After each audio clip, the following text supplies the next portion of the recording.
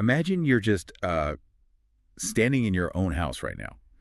Like it's the middle of January, the wind is just howling outside, and the thermostat on your wall proudly says it's 70 degrees. Right, but you don't feel 70 degrees. Exactly. You walk past the baseboards in the living room, or you step into that one bonus room over the garage, and you just feel it.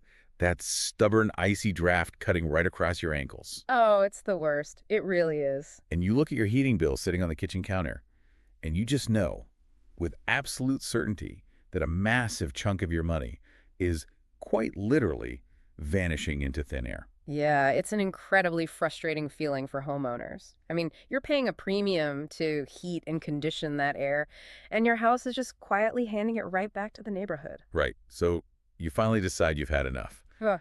And within like 5 minutes of searching for solutions online, you get hit with the ultimate home improvement buzzword, right? Spray foam insulation. Which the marketing makes sound like absolute magic, by the way. Oh, 100%. But trying to figure out if it's actually worth the thousands of dollars it costs, that is a completely different headache. So for today's deep dive, our mission is to just completely demystify this for you. Exactly. We want to shortcut the research. Yeah, decode the true costs and figure out if spray foam is actually the silver bullet for your home's comfort. And to cut through all that marketing noise, we're basing today's discussion on a highly detailed 2026 pricing and strategy guide. It's written by a guy who spent 25 years literally crawling through Chicago attics. Wow, 25 years. Yeah, Dumitru Niculescu. He runs Green Attic Insulation.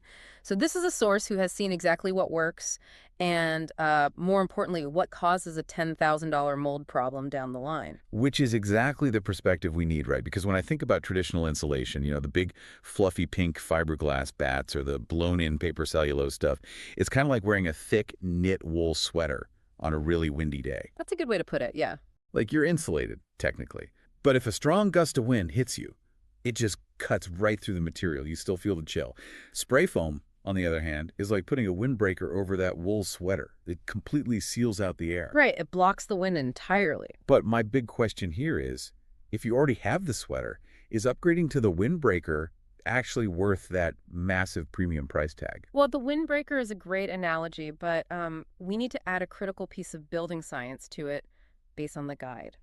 The source emphasizes that spray foam isn't just about keeping you warm. Okay, what else is it doing? It's really about solving complex, interconnected building issues all at once. Like when you apply spray foam, you aren't just adding thermal resistance, you're aggressively stopping air leakage, and in a lot of cases, you're providing profound moisture control. Oh, wow. Moisture control, too. Yeah, but before we can even determine if it's worth the price, we have to clear up this massive misconception. Because spray foam isn't just one single magic substance. Right. Yeah, the source makes it super clear right out of the gate. There are two wildly different contenders here. We've got open cell spray foam and closed cell spray foam. Exactly. Two completely different animals. If I'm sold on the windbreaker idea, I immediately hit a wall because I don't know the difference. Like, what is actually happening at a microscopic level with these two foams? Okay, so the names are actually very literal. Think of closed cell foam like billions of tiny microscopic bubbles packed incredibly tightly together. Every single bubble is totally enclosed, like a microscopic balloon. Okay, a tiny sealed balloon. Right. And because those bubbles are sealed off, water and air physically cannot pass through them. It's rigid. Open cell foam, however, is made of bubbles that are broken or, open. Huh. So they're like popped balloons. Basically, yeah. Which makes the material much softer and spongier. Air gets trapped inside those broken cell walls to keep you warm, but because the bubbles are broken, moisture and water vapor can actually still pass through it. Ah, okay. So that physical difference has to translate to how they perform. Let's look at the numbers the guide gives us here. For open cell foam, it starts at about 75 cents per square foot for a 1-inch thickness. Right, for just 1 inch. And that gives you an R value, which is just the industry's measure of how well a material resists heat flow of 3.5 per inch.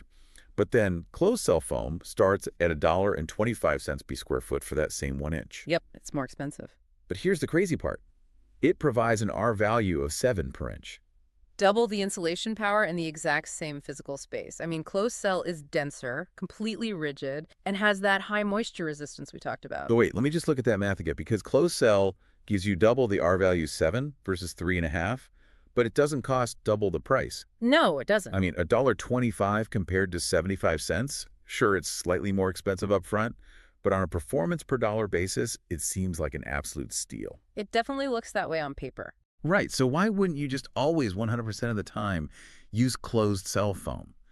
Is open cell just like a budget option for contractors cutting corners? No, not at all. It's entirely about the application and the environment you're actually spraying it into.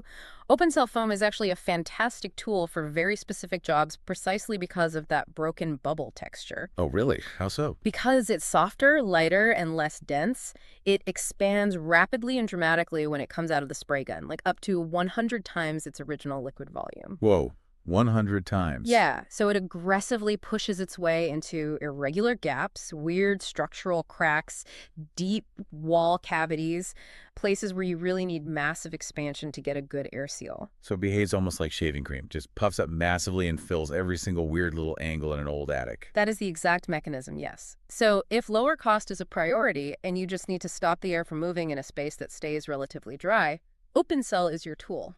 Closed cell, on the other hand, only expands about 30 to 40 times its liquid volume. You use it when you're fighting a battle of limited physical space. Like in a really thin wall. Exactly. If you only have a 3-inch deep wall cavity, but building codes say you need an R21 insulation value, you are physically forced to use closed cell to hit that mathematical target. Because the open cell wouldn't give you enough R value in just 3 inches. Right. Furthermore, the source really emphasizes closed cell's role as a vapor barrier, especially in places like Chicagoland, where contractors are dealing with the IECC Climate Zone 5A. Well, okay, wait. The guy just suddenly drops the phrase IECC Climate Zone 5A. Mm-hmm.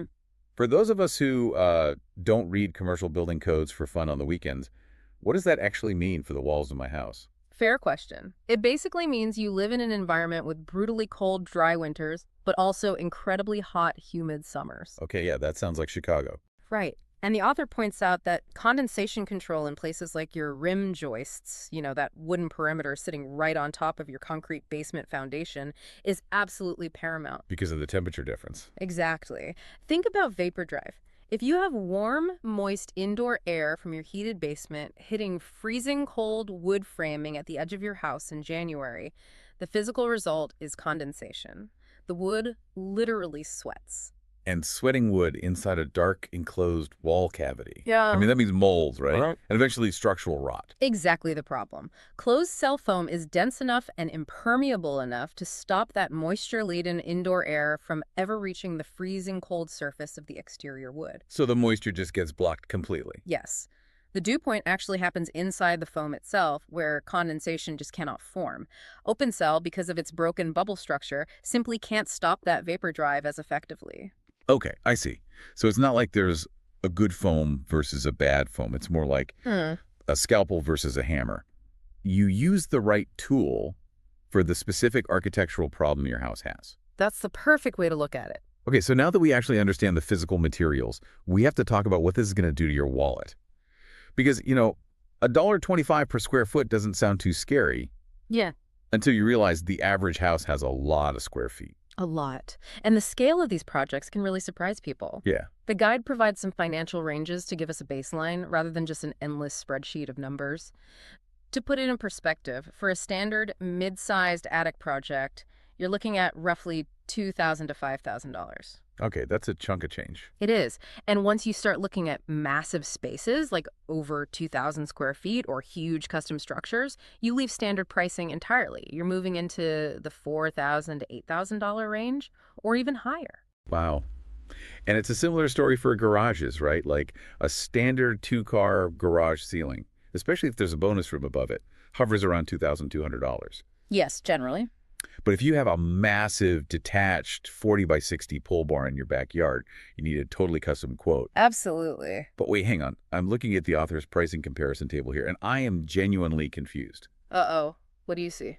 Well, throughout the entire text, he explicitly states that spray foam is a premium product, right? Right. And that it costs more upfront than traditional fiberglass or cellulose. Right. He does say that. But then I look at this chart. It lists open cell foam at 75 cents.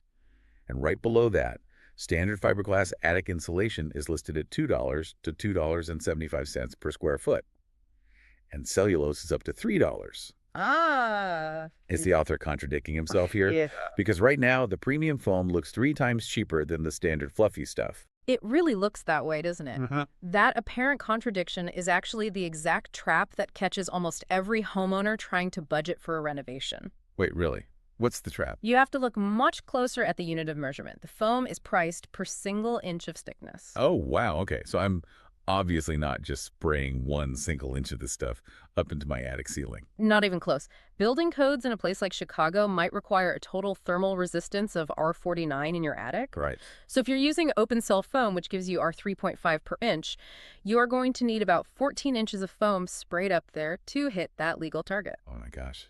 14 inches. Yes. So you have to multiply that 75-cent base price by 14 inches.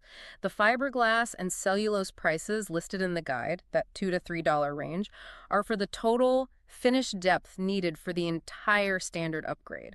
That is a massive distinction. So when you look at the total thickness needed to actually finish the job and pass a building inspection, the foam suddenly completely eclipses the traditional materials in cost. Exactly. It's a huge difference. So if you're listening to this and you're looking at contractor websites, you have to realize that you must explicitly ask, is this the price for the finished code-compliant job or just the price for the first inch? Always ask that. And, beyond the basic contractor quotes, there's another major layer to the real cost of this project. What's that? The author specifically points out that for a homeowner in 2026, the real out-of-pocket cost has to be measured against current Illinois utility incentives. Oh, rebates and stuff? Yeah. He lists programs from the Illinois EPA, Homes Rebates, IHWAP, Nicor Gas, People's Gas, and ComEd. Wait, why are utility companies handing out money for me to upgrade my own private attic? That seems Yeah. counterintuitive. It's just simple economics for the energy grid. Spray foam dramatically increases the overall thermal efficiency of a house, which substantially reduces your home's energy draw during peak times. Like a freezing January night.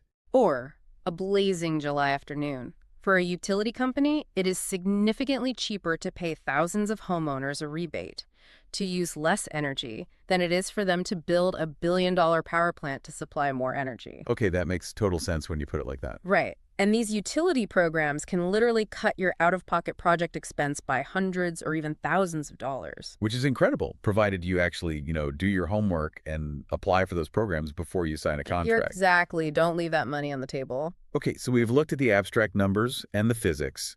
Let's ground this in a concrete reality. The guide provides a case study of how this plays out in an actual house, and it really highlights all the hidden costs that pop up. The Glenview case study. Yes. If you, the listener, have that one room in your house that you just refuse to go into during the winter, and we all have one, that's exactly the kind of space this case study is addressing. It perfectly illustrates when the spray foam is genuinely worth the premium price tag.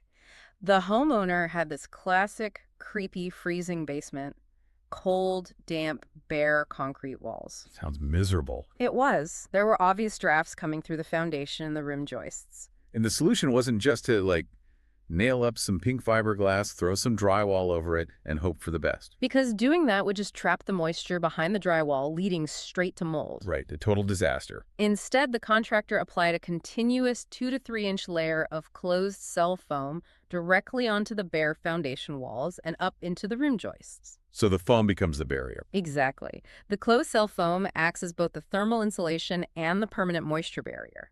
The result was a totally dry, comfortable conditioned space that was completely ready to be finished into a living room or like a home gym. But getting that pristine result involves several hidden cost factors. Like, one of the biggest ones the guide mentions is prep work. It talks about masking off areas and surface protection. How important is that really? It is everything. I can't stress this enough. Spray foam overspray will permanently ruin anything it touches. Floors, windows, HVAC equipment. Wow, permanently. Yes.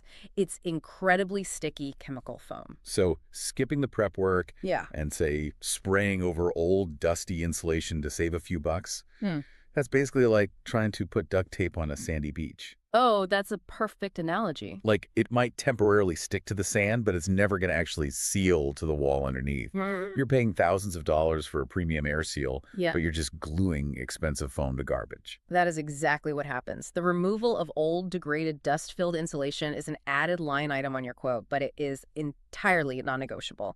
If the liquid foam cannot chemically bond directly to the clean wooden substrate of your house, it will fail. That's a brutal lesson to learn the hard way. And speaking of hidden costs, we really have to talk about code requirements. The Chicago Energy Transformation Code mandates things like thermal and ignition barriers over the foam in certain spaces. Thermal and ignition barriers, what are those, practically speaking? Well, spray foam, particularly the polyurethane base, is highly combustible. Oh, that's terrifying. Yeah. If it is left fully exposed in a living space or an accessible attic and a fire starts, the foam will ignite and spread the fire incredibly fast, and it releases really toxic smoke while it burns. Wow. So an ignition barrier or a thermal barrier is legally required to give occupants time to escape a fire. What does a barrier look like? It can be a specialized layer of intumescent paint that actually expands when heated to choke off the flames, or it can be simply covering the foam entirely with half-inch drywall. Okay, that's a very necessary detail to keep in mind. Oh, and one other application detail I found fascinating in the text. What if your walls are already closed up? Like you don't want to tear down the drywall. Exactly. Okay. Can you get the benefits of foam over existing drywall without completely gutting your house down to the studs? The text confirms you actually can, using a specialized low-expansion injection foam. How does that work? They drill small holes in the exterior of the house and inject a foam that is designed to gently fill the cavity without blowing the drywall off the interior walls, and then they just patch the holes. Oh, nice. So with all these variables, prep work, old insulation removal, thermal barriers, reviewing all these different contractor quotes, sounds completely overwhelming. It definitely can be. If one contractor is coming in like thousands of dollars cheaper than three others, what are they hiding? What questions should you be asking to avoid a total nightmare? Well, the author outlines the absolute must-asks. First, as we discussed with the pricing paradox, check the unit pricing. But you also need to ask about the terminology. Are they quoting you per square foot or per board foot? Wait, I know what a square foot is, right? It's just a flat two-dimensional measurement of an area. What is a board foot? A board foot is a three-dimensional measurement. It is 1 foot long, 1 foot wide, and exactly 1 inch thick. Unethical contractors will use this to confuse you. If a contractor quotes you for 1,000 square feet of foam coverage, you might assume your whole attic ceiling is getting insulated to code. Right. That sounds like a full job. But if they only spray it 1 inch thick, you are left freezing. Now, a quote for 1,000 board feet actually only provides 333 square feet of coverage if you need it sprayed 3 inches thick. Oh my goodness, that's so sneaky. You have to ask for the guaranteed finished R-value depth, not just a volume of material. That is a massive red flag to watch out for. Yeah. And, this makes me think, what about just doing it myself? Oh, no. I mean, I've seen those 2-tank spray foam kits at the local big box hardware store. Yeah. If it's just pointing a nozzle and pulling a trigger, why can't I just buy the kit and save all those labor costs? The author emphasizes heavily that large-scale spray foam is never, ever a DIY project. Really? Never. Never. The process relies on a highly volatile exothermic chemical reaction. The two chemical components, you have the A side, which is an isocyanate, and the B side, which is a polyol resin. They must be heated to exact temperatures in a specialized rig. Okay. They have to be pumped at exact pressures and mixed at an absolute perfect ratio right at the tip of the gun. And if you get that mix wrong, like if the little tanks in your hardware store kit are too cold. If the ratio or temperature is off, the chemicals just do not fully react. You are left with uncured sticky foam inside your walls that will literally never harden. That sounds messy. Worse than messy, that uncured chemical mass will continuously off-gas toxic fumes into your home. It often ends up smelling perpetually like dead fish. Oh, gross. And the only way to fix a botched DIY spray foam job is to hire a hazmat crew to physically scrape and cut every single ounce of that sticky, toxic material out of your wall cavities. It will cost you exponentially more to fix it than it would have to just hire a professional in the first place. So, a completely irreversible disaster. Okay, message received. Don't do it yourself. So what does this all mean for you, the listener, sitting in your house right now?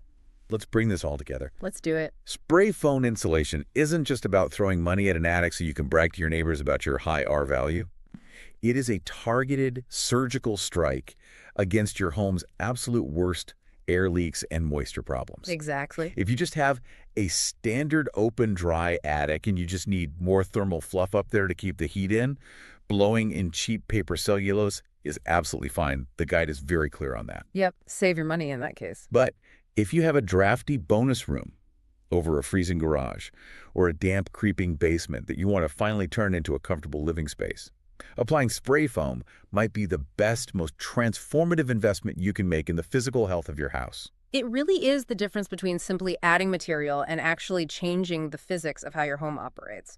You are fundamentally sealing the building envelope. You're putting on the windbreaker. Yeah. But before we wrap up this deep dive, looking at the long-term implications of this material, there is a really fascinating philosophical question here about the lifespan of a house. There really is.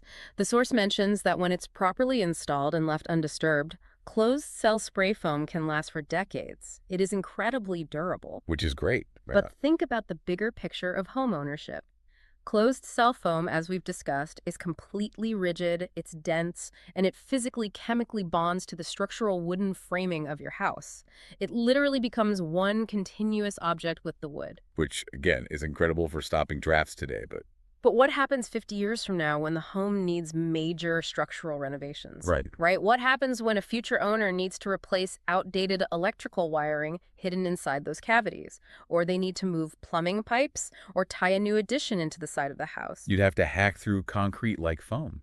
Exactly. Does the ultimate permanent insulation of today eventually become a permanent, unremovable headache for future generations trying to remodel? You are essentially freezing your walls in amber.